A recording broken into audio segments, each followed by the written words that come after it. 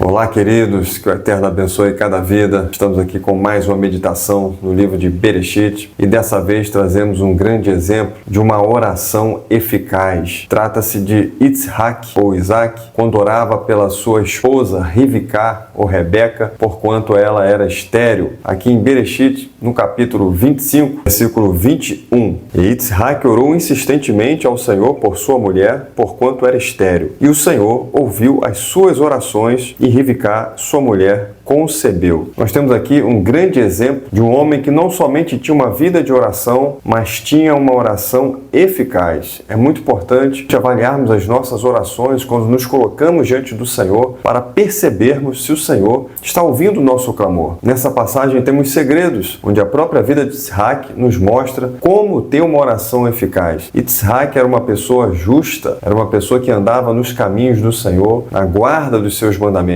Capítulo 26 de Bereshit, você vai ver ali o Senhor dando ordens para Yitzhak, uma que ele não descesse para Mitzrayim e ele obedecendo. Você vai ver a bênção do Senhor sobre a vida de Yitzhak, e a bênção do Senhor é para aqueles que obedecem os seus mandamentos. E você vai ver pessoas reconhecendo que o Senhor era com Yitzhak e querendo até mesmo fazer aliança com ele, porque o Senhor abençoava ele em tudo, como foi o caso de Abimeleque, que quis fazer aliança com Yitzhak. Importante observar isto: o Senhor ouve a oração daquele que anda em retidão nos seus caminhos, daquele que guarda os seus mandamentos e as suas leis. Em Mishlei ou Provérbios, no capítulo 15, versículo 8, diz: o sacrifício dos criminosos é abominável ao Senhor, mas a oração dos retos é o seu contentamento. No mesmo capítulo 15, versículo 29, diz: o Senhor está longe dos criminosos, mas ouve a oração dos justos. E também Provérbios 28, versículo 9 diz: o que desvia os seus ouvidos de ouvir a Torá, até a sua oração é abominável. Nós verificamos nos textos sagrados que para que um homem tenha resposta de oração, é necessário que ele esteja na guarda dos mandamentos. Aos retos, o Senhor tem contentamento, tem prazer em ouvir a sua oração. Mas aqueles que desprezam os seus mandamentos, as suas leis, como diz o texto, até a sua oração é abominável. Isso é muito importante para os nossos dias. Há muito engano sobre a oração, há muito desvio daquilo que o Senhor fala, daquilo que o Senhor determina, e nós devemos voltar para a Escritura, atentar para o que ela diz, para que de fato sejamos atendidos pelo Senhor. Aqui no exemplo de Yitzhak, ele estava orando pela sua esposa,